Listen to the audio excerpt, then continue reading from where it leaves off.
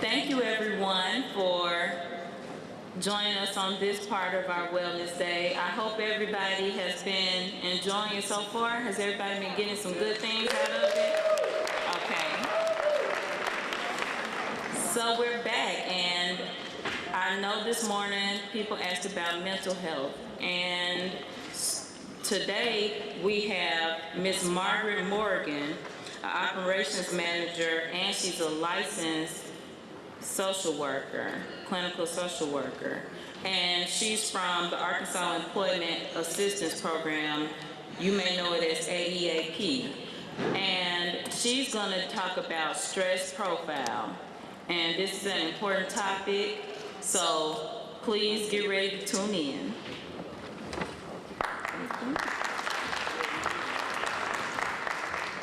Thank you. Well, this is one of my favorite topics because it's something that all of us can relate to, stress. So it's, I titled it, Manage Your Stress Before It Manages You. Sometimes folks wind up coming to see me because maybe they haven't been doing stress management all along, or maybe there's been something that comes up that's greater than that. So, the Employee Assistance Program is part of your benefits package, and we provide confidential short-term counseling.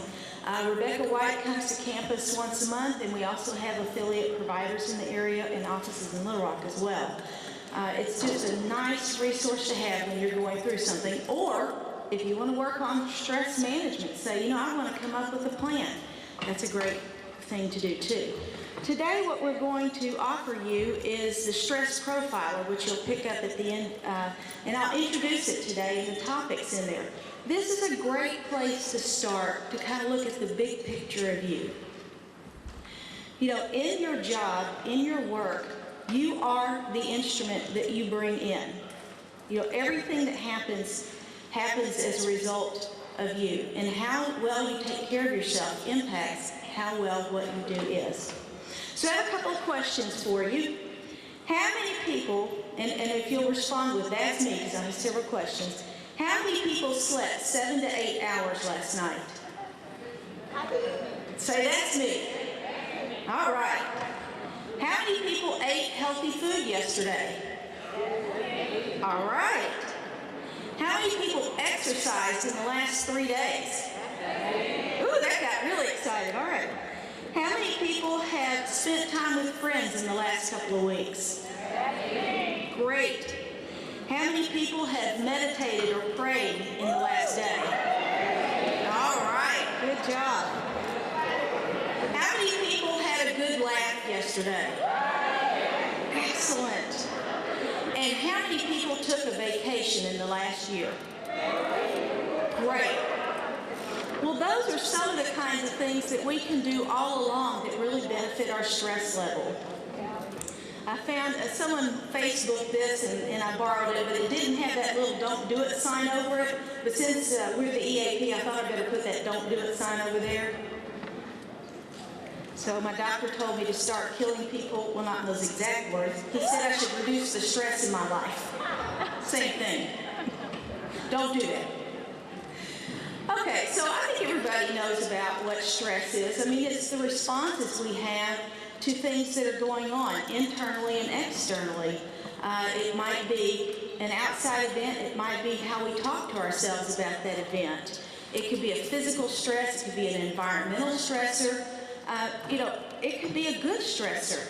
There are all kinds. And if you look at that, I don't know if you can see it very well, but that diagram shows that there's a point where stress helps us perform. I needed some stress to get up here today, and the idea of being here with you and wanting to do a good job really helped me to prepare. I wasn't going to get up lackadaisically and say, hey, y'all know what to do, great talking to you. So there's a point where it's really helpful, and then we get on the other side. That's when we start having a lot of physical consequences, emotional consequences, consequences in our lives. So we'll give you the opportunity to look at some of those areas that you can do and impact to improve your stress level. We're going to talk a little bit about stress symptoms. So what happens in our body Well, there's a lot of things we may notice. Like I've got cold, damp hands right now. That's a stress symptom.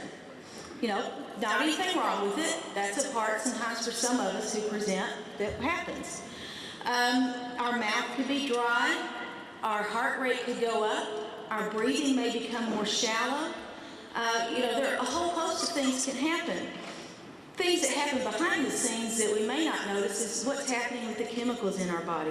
Our brain's getting ready for action, adrenaline's being released, digestion slows, all those kinds of things that happen. So our body's reacting.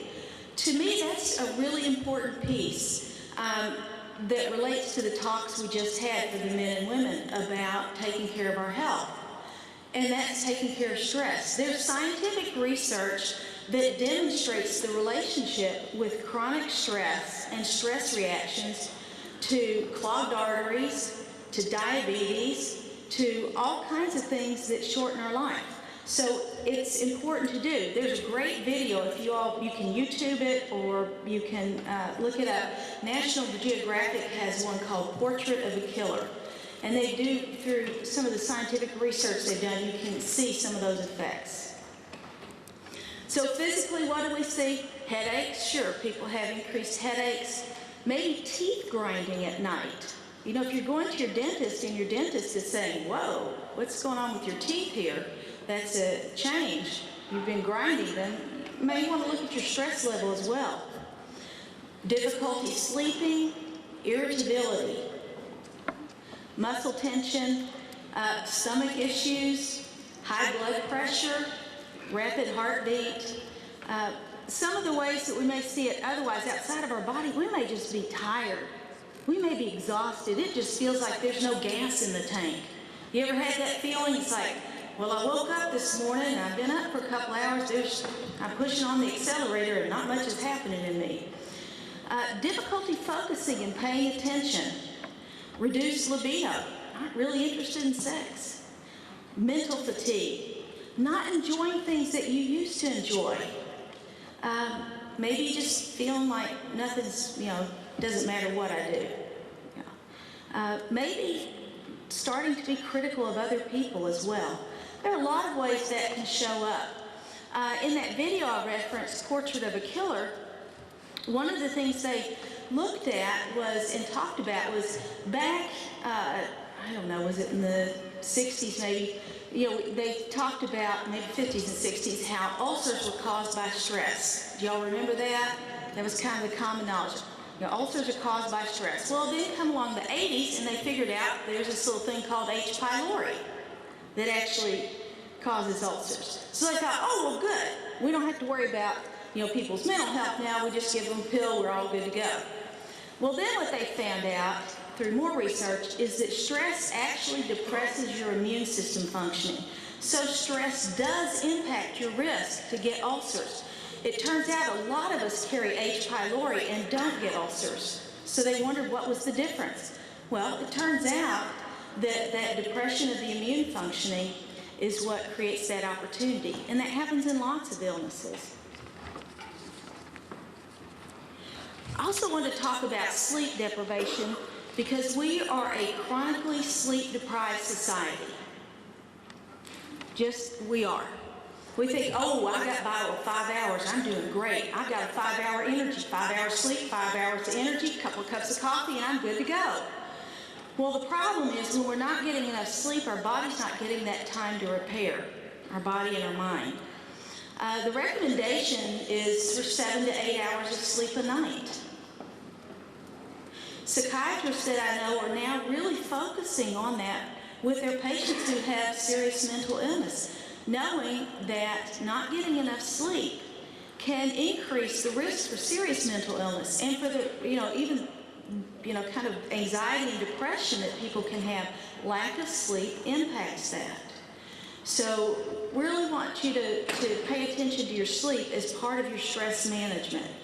And that may seem hard because when you're stressed, maybe it's hard to sleep because you're worried about things. We'll talk about that a little bit more. So look at how are you feeling after you've had a night's sleep? Are you tired during the day? Are you yawning? Are you maybe having memory lapses? Is it harder to kind of put things together or focus? Some of those things can be sleep. Some of the sleep hygiene tips are to keep a regular sleep schedule, to avoid caffeine after noon, avoid nicotine and alcohol, don't eat or drink too close to bedtime. Exercise really helps. And then also bedtime rituals. You know, what is it that you do to get ready? Here's something that a new technology thing that's impacted my sleep, and I'm getting better, but I have to, confess that sometimes I'm still doing it. You know those great smartphones that we have? Yeah. You know that bright light? And so you're in there putting a bright light in your face and then trying to go to sleep? What do bright lights do? They wake you up, that's right. So we've got to watch what we're doing with our technology before we go to bed. And of course, the thing we've heard for a long time is limit your bed to sleep and sex. Don't let it be your sofa too. So today when you leave, you'll have a stress profiler. And what we're going to do is talk about some topics from the stress profiler. Now, the thing about the stress profiler I like is it gives you a series of questions that are, that we could ask more questions, but it's a good set to look at about 10 different areas. And you get a score. And each of those areas, it has some tips and some things to think about and read if maybe you're a little bit high in one of those areas. And if you're a little bit high in one of those areas, you might want to consider visiting with someone about that. So I'm going to touch on those briefly. One of the areas that really increases our stress is control. The thing about control is we all have this natural drive to want to be in control, right? I mean, want to be in control of my life, want to be in control of my car, those kind of things. But sometimes that desire and that drive to be in control is out of balance, and we don't know when to stop trying to be in control. So what we can do is think about what is actually in my control. What is it that I can impact? I may not be able to impact how much work is coming to me, but maybe I can impact the way I approach it. I may have people that act up, that maybe do things that I don't like that they do. Well, I would like for them to not do it, and I'll certainly use my assertiveness skills, but the other part that I can control is my reaction. I don't have to let them rent space in my head. I have the choice to be conscious about that. And our thoughts, our brains are so interesting because they come up with all kinds of thoughts, and some of them are helpful, and some of them really are harmful. Keep us worried, keep us thinking. And so we're looking at our thoughts and our thought patterns. But the more we focus on what we can control, the more empowered we feel, and frankly, we feel relief at it. And then we've got to learn to put aside what's not in our control. And this is the hardest thing, because we want to believe we can control things. Sometimes I'll meet with folks after there's been a trauma or a tragedy, and one of the things people do very commonly is go back and do a review. Well, I could have done this, or I could have done that, or I could have done the other. And that's this kind of desire that maybe I can control. Maybe if there's been a tornado, I could have done this, or the car accident or whatever. There may be a thing that we could control, but our brain starts going over things we couldn't have controlled, but telling us maybe we could. So we can't control how people respond to us, and we can't control other people's feelings. Stop feeling that way. Don't be mad at me. Well, I can't control that. I might learn about what I'm doing that's irritating, but they may choose to stay angry, and I can stay focused on that or not. When we try to do things outside of our control them, we feel hopeless, we feel stressed, we feel anxious. And I guess y'all know this prayer, God grant me the serenity to accept the things I cannot change, courage to change the things I can, and wisdom to know the difference. That's where this fits in. So to help develop control, you can put things in your environment to use organization skills, arrive early, take actions to resolve a situation. And write it out. Write about things that you're getting stuck on and see if you can figure out what's in your control and what's not in your control. Another area that's very important is social support. Sometimes people get pretty isolated. They get busy being an employee, a mother, a father, a daughter, all these different roles that we take on, and maybe don't take care of those social supports, those relationships that we can be ourselves and let our hair down. And they're very important. And sometimes we don't ask for help when we need it. And that's a big thing, and I see that a lot. I can't ask for help. Well, I want to talk to you about 3 kinds of help and give you a note about asking for those. There's 3 kinds of social support. One of them is help with daily tasks, like providing food or supplies or financial assistance, or, can you pick up my kids tomorrow because I've got to work late. That's one kind. Another kind is advice, guidance, problem solving. Hey, I've got this going on with my family and I'm not really sure what to do. Do you have some ideas about that? And then the last is listening, caring, empathy, and reassurance. You just need somebody to listen. Sometimes we just need to get things out of our head. And once we get them out of our head, hey, we're ready to go. We're ready to move forward. So now here's a danger. Particularly those of you in a relationship might think about this. So let's say that I come home to talk about what a tough work day I had and this situation that happened. And I tell my spouse about it, and really all I want them to do is listen. And they start giving me all these solutions. What happens? We get angry. I'm going to get angry. No, I just want you to listen. I don't want a solution. I can figure out my own solution. So, that's the part that we got to pay attention to. Ask for the kind of support that you need. Be sure people know ahead of time. Actually, I just want to tell you about this. I don't need you to solve it. I think I've got a handle on it, but I just need you to listen and nod. Great. I can do that. So, keep your connections, foster your relationships, be part of a community in some way, a religious group, an organization, and stay in touch. Change. Well, there's actually not that big part of our population that enjoys changes. There's a part that loves changes, loves fast-paced, something different every day. A lot of us like routine, and yet change is a normal part of life, right? So when we've got change, we've got to figure out, how do I want to deal with that? Because change is going to keep happening, and I'm going to keep stressing myself out about changes, or I'm going to see if I can come up with a way to deal with it. And there actually are stages of how we deal with change. For some significant emotional events, we go through kind of like the grieving process, shock and denial, flood of emotions, a grief or a depression, maybe some anger. We go through a whole lot of things. Eventually we get to that intellectual and emotional acceptance. And so that happens. But the more we learn to develop flexibility with change, the better off we are. And part of that is working on our mindset. So a change comes along, I didn't ask for it, I didn't want it, not happy about it.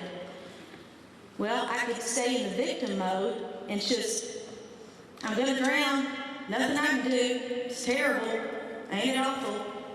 A survivor might say, I don't know, but somehow I'm going to survive. They have hope, but they may leave their future in the hands of others. And a navigator of change says, you know what? I'm not in charge of this, but I am in charge of my boat, what I can do. I know what I need to do in the midst of this storm. This person has the attitude to resolve the situation. So when changes come along, this is a big opportunity to look at how do you want to manage the stress of that change. Because all change produces fear. And fear is stressful, right? So how do I want to do that? So accept changes that you can't control. Reduce the amount of change that you can control. You don't want to say, I'm going to get a new job, buy a new house, get a new spouse, get a new dog, wait, slow it down. Let's slow this down. It's too much. And remember that some change is is good. And sometimes we don't always know the good till later. And that's sometimes hard for us to believe in the middle of it.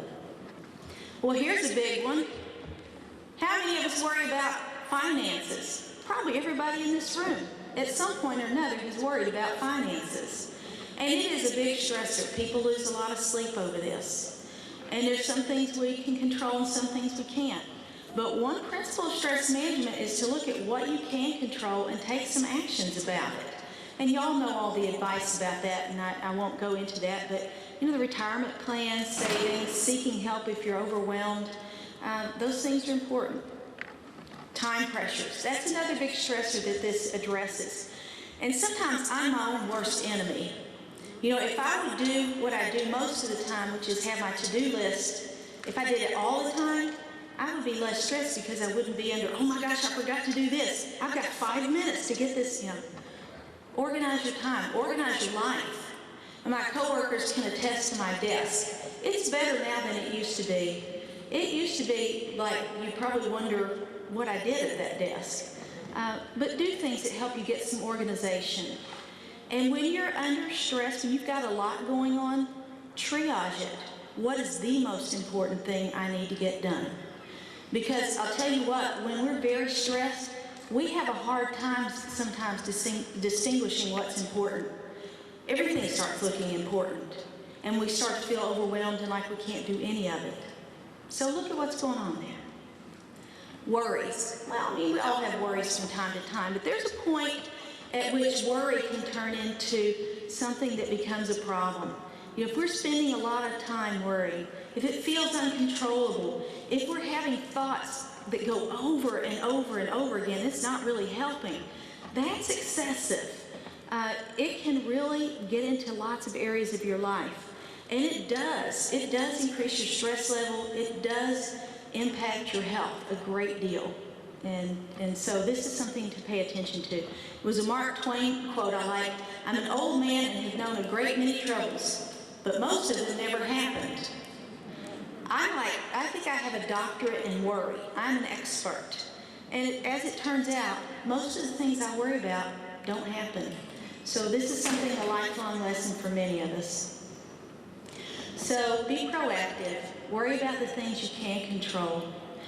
Writing it down is very helpful. There's a lot of research that shows writing things down helps reduce your stress and your anxiety. It's like getting it outside of your head. You know, talking to somebody helps. Sometimes writing it down helps. They did a study of folks and tested their immune functioning and then had them journal every day for 5 days. And then they tested their immune functioning afterwards. Guess what? It improved. It's a powerful tool. Learn to tolerate uncertainty. I'm not always going to know. We want to know. I'm going to look it up on the internet and hope I know. But, you know, we've got to tolerate uncertainty. And, of course, problem solve. Anger. Woo, boy. This one can get us in trouble, can get us in trouble at home, get us in trouble at work, get us in trouble if we get stopped for a traffic ticket. You know, all kinds of places that can get us in trouble. But anger comes at a big cost. It really is harmful for our bodies. That Portrait of a Killer video that I was telling you about from National Geographic, one of the segments talks about this. They looked at this troop of baboons, and this baboon troop had these dominant alpha males who were very aggressive and angry and hurtful to the other ones. And and so they were just measuring their body levels and chemical levels and those things. Well, they come back the next year, and a lot of that troop is dead. And so they're like, well, why did some of these die and why not? Well, what happened was all of the troop ate this tainted meat. It was tainted with tuberculosis. Well, guess who died? The angry, aggressive males. How about that? And that's pretty significant. So anger is something to pay attention to. And if you're angry, and there's difference. It may be sort of part of your personality. You tend to just have a short fuse and be angry. You may want to look at that because you're actually hurting your body and look at what you can do instead. If anger is a new thing for you or it's something that you're not usually angry, that signifies a change that you really need to pay attention to and may want to talk to a professional about.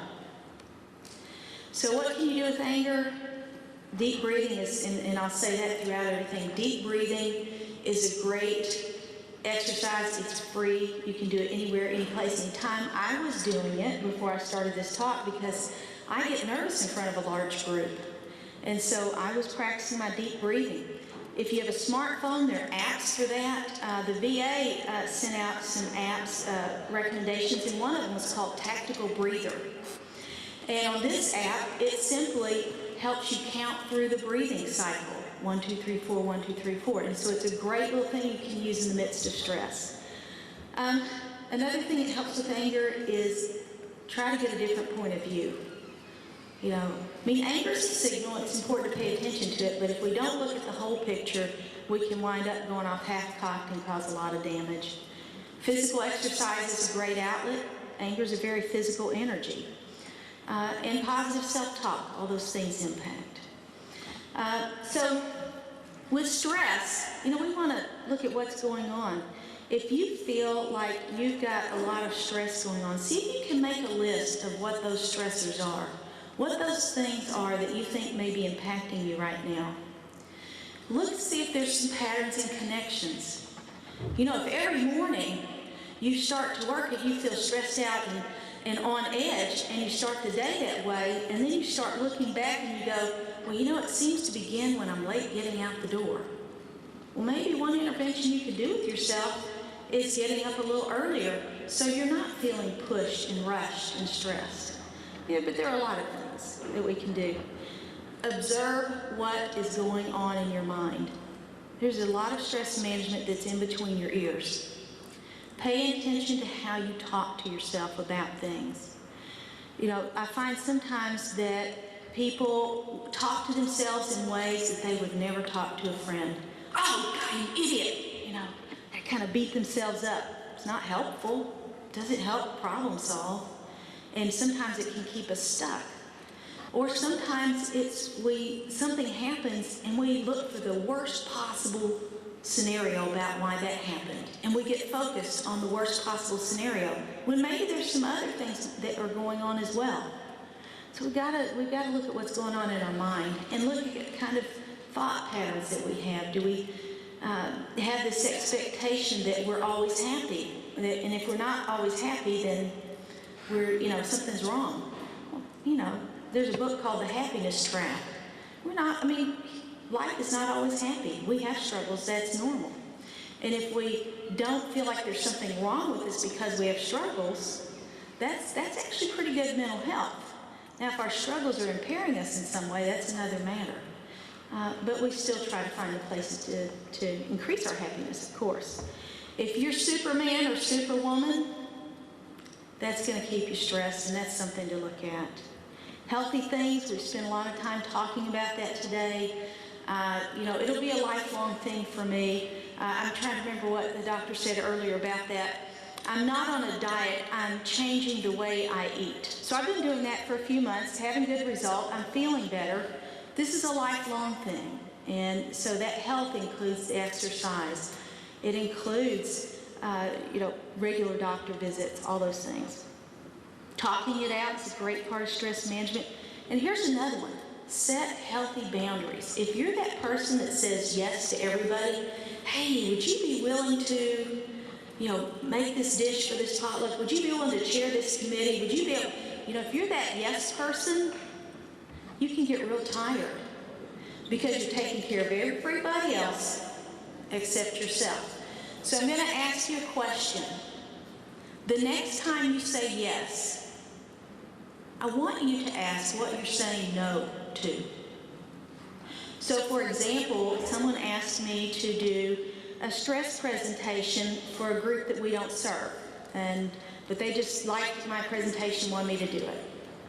And I wanted to say yes, but I used that question, what am I saying no to? I'm saying no to my own stress management and time management. I'm saying no to my family because it would take me away from my family to do that. And my family is one of my valued directions. So I decided to say yes to my own stress management and time management and taking care of my family. So next time you want to say yes, and you may still say yes, but check what you're saying no to. Attend to your spirituality. This is part of it. Mind, body, spirit. Take time for quiet and solitude. Cultivate some kind of discipline, spiritual discipline. And not everybody is religious, and everybody has a different definition. But that time to meditate or pray or those things that get you centered and get you connected to the bigger picture are really important. Taking that time. So monitor your stress levels and your stress symptoms. Know when to get help from the outside. You've got the Employee Assistance Program available to you. There are mental health professionals in the community. There's support groups. There's all kinds of things available. Sometimes your family physician is a good person to start with and say, God, I think maybe I'm on overload. And they'll probably already know because they'll be checking your blood pressure and all your labs. How are we doing on time? How many? 5 more minutes. Okay. Well, I want to do one thing with you, and that is practice some deep breathing. Because this is that free thing that y'all can do anywhere, any place, anytime. So with your permission, I would like to ask you just to pay attention to your breathing for a moment. And some of you may want to close your eyes just because it's easier to think about it. But just breathe. Notice the sensation of the air as it moves in your nose. Notice the coolness and how far you feel that air go in. And notice what it feels like when you exhale, how that air is warmer. Notice how your body responds as you breathe in. Take that breath in. Your stomach, your chest, how it expands and contracts.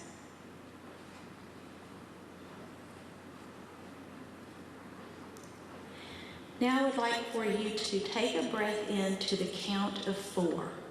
Just in your head, count to 4. Hold that breath to the count of 4. Release it to the count of 4. And then return to your regular breathing. And one more time, in to the count of 4. Hold to the count of 4. Release to the count of 4. And return to your regular breathing.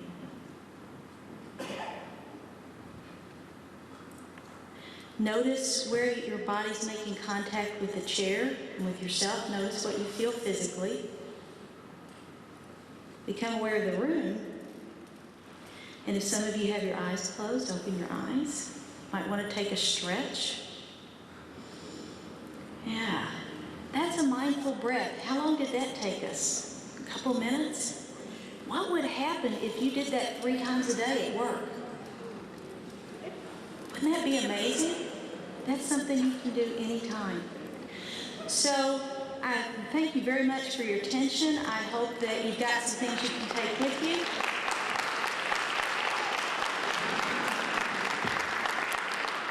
In this corner over here, we will be passing out the stress profile. That's an $8 tool, so be sure and pick up one. It's a great place to start and get a pen, and you can say hi to Rebecca. Thanks so much. Let's give Ms. Morgan a round of applause. And we would like to give you a big and bold certificate of appreciation for helping us out today. Thank you very much. Thank you. Pleasure.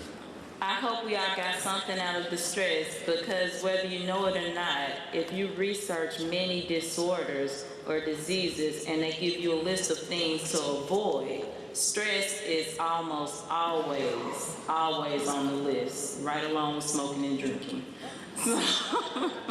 So take this to heart. I would like to remind you all to submit your feedback to fitandbold@uapb.edu. It's on this sign behind me. Send your feedback, your comments, also tell your committee thank you, the Fit and Bold Black and Gold Committee. And if you have a suggestion, just get the feedback in, because we will be reading it, we will be taking it to heart. I want to thank you all because we're going to get ready to go into lunch.